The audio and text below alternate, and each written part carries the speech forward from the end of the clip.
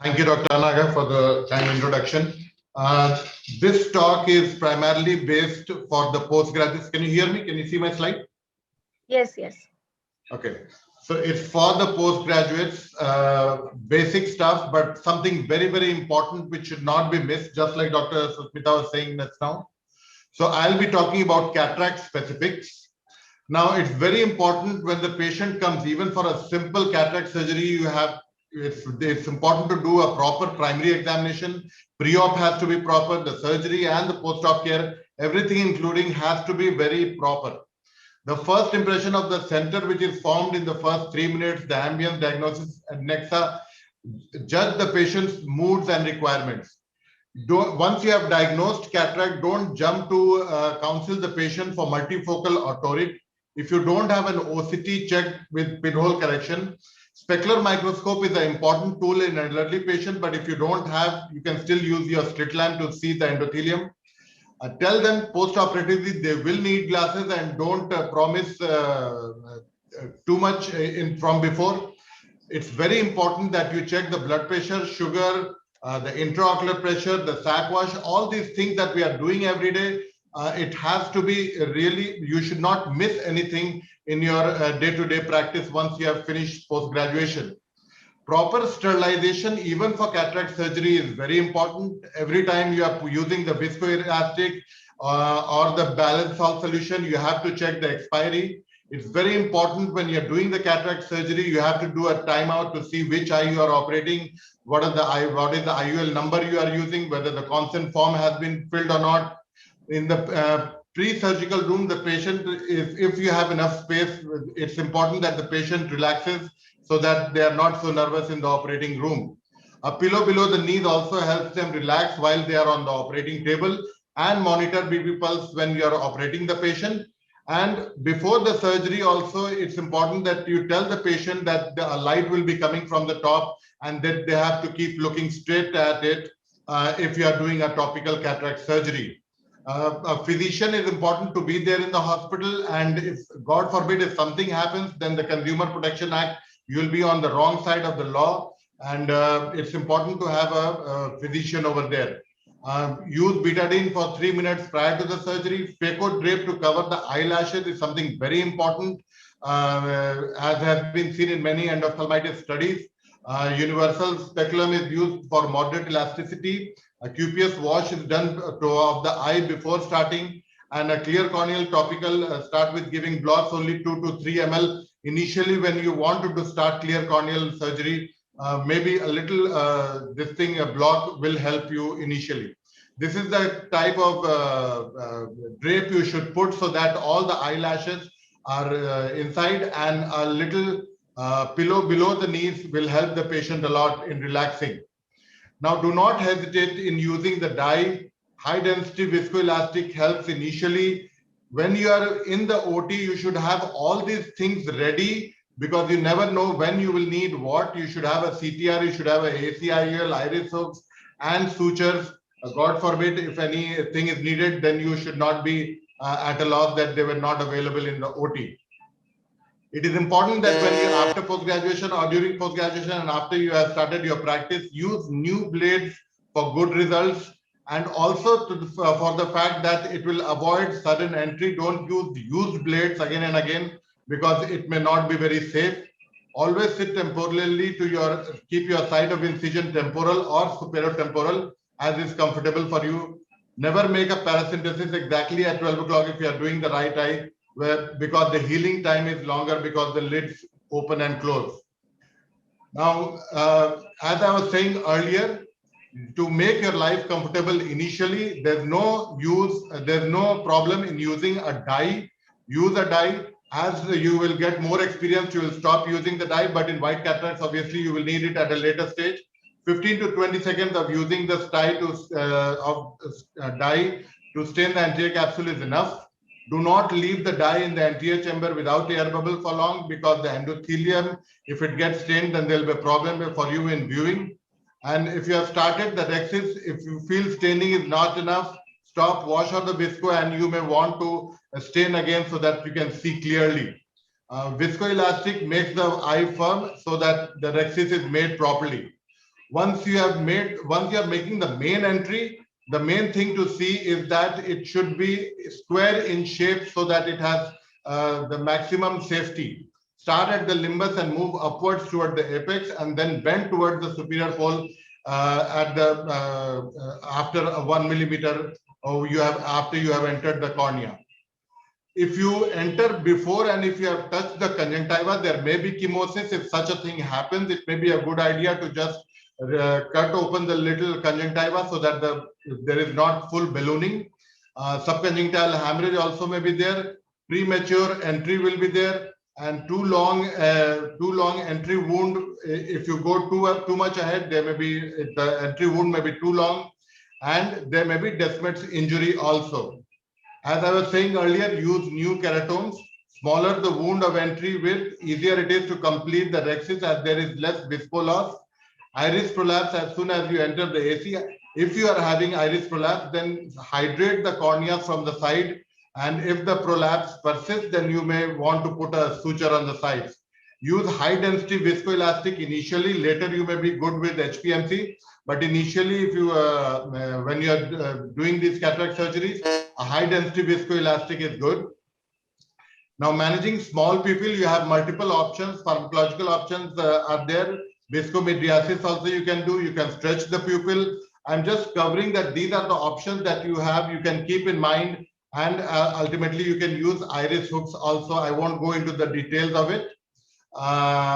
Now, when you have a posterior polar cataract, you do hydrodelineation. In general cataracts, we do hydrodissection. Lift the anterior capsule slightly, and the fluid flow posterior. Let the fluid flow posteriorly so that you can see it also. Posterior hydro, you can see the lens tilt. What do I do next? Convert. Suppose you are doing a hydrodissection, and then after that you see that the lens is tilting. Then you may want to stop and reassess. If the lens is subluxated, plan and put a proper CTR and total rotation. Ensure there's complete hydrodissection and you've rotated the nucleus properly. Now, once you are entering the cornea, tilt the phaco probe and then enter so that you don't hurt the endothelium.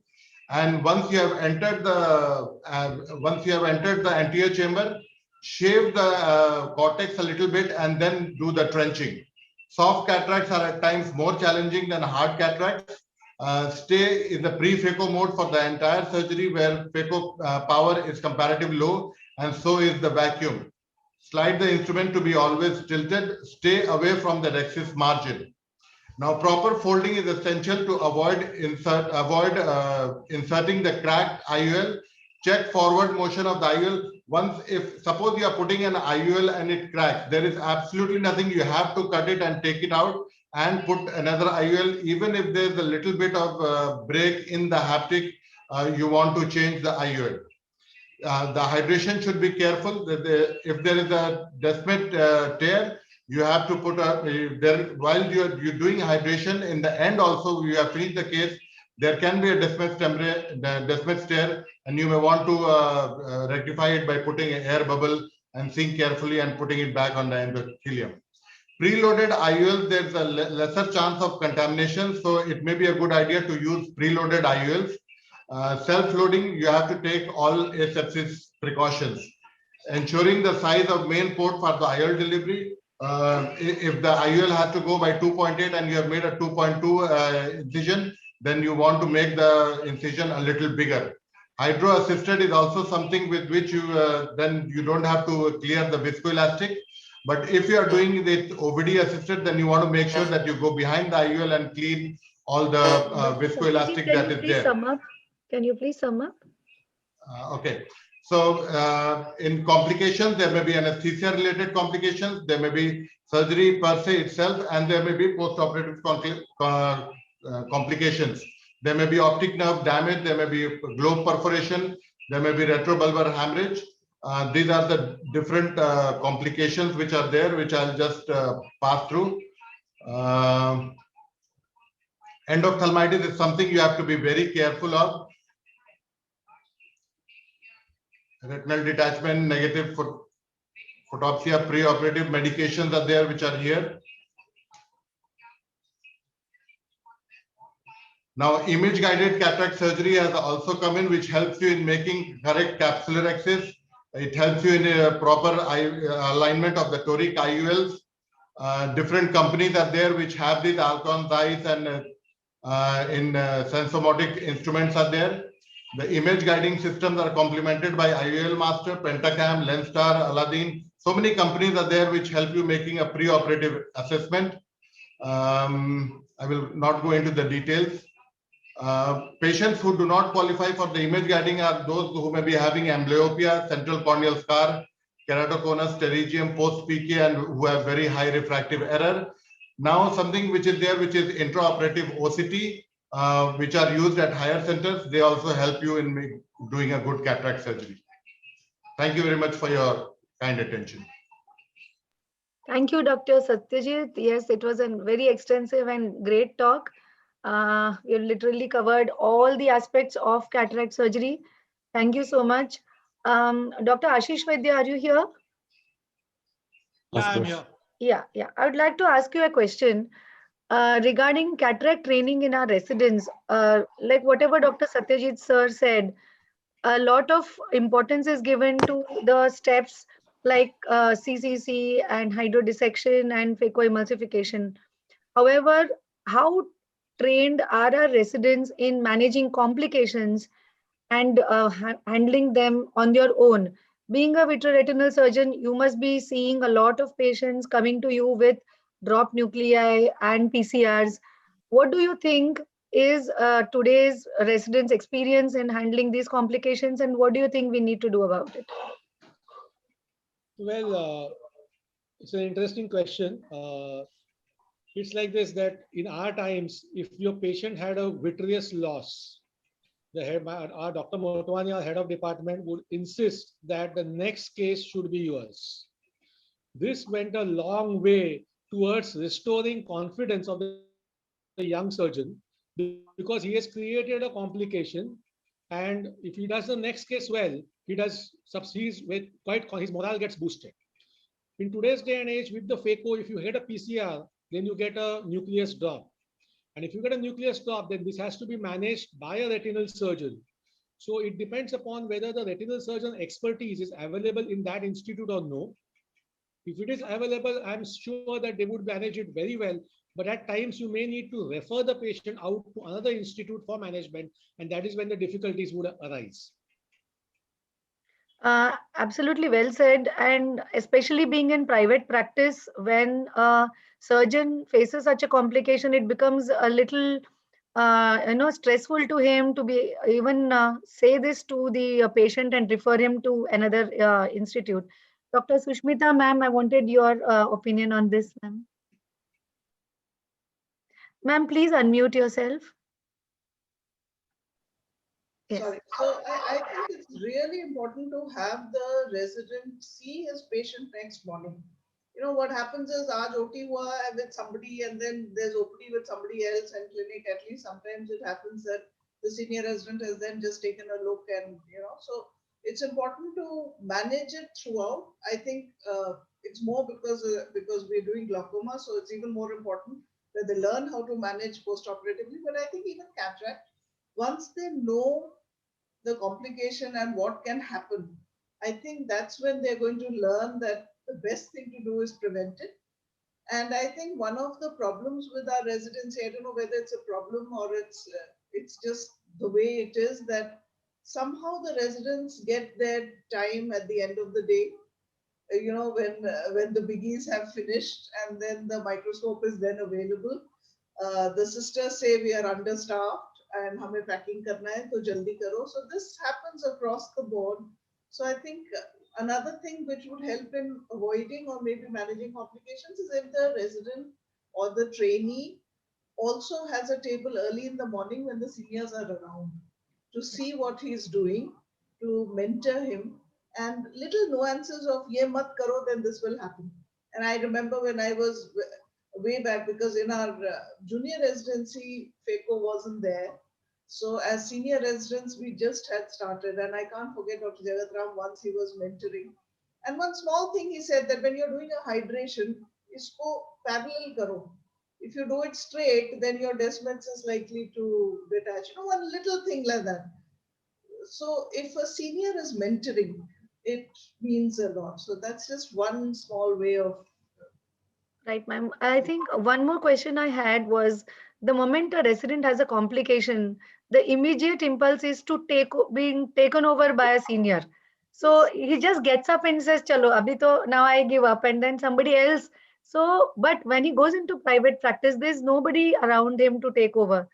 So I think more than anything, apart from just giving training about cataract surgery, I think equal importance also should be given to managing complications. Not only that, even for webinars like these, a lot of times we have a lot of webinars on complicated cataracts, but a lot of importance is yet to be given on managing complications and only showing complications. So I think maybe this is one take home message. Very good idea. To just invite surgeons to say my worst day. My worst day. So my worst day is what? Yeah. Yes. It Very, takes a very. lot of courage and guts to do it, but I think all of us are in the same boat, so there's no ego in it, and we just have to For face. a trainee, for an early surgeon, it would take a lot of courage. For us, we sort of, पता है क्या किया था मैंने? So it's okay for us to say that. Yes, ma'am. Thank you so much,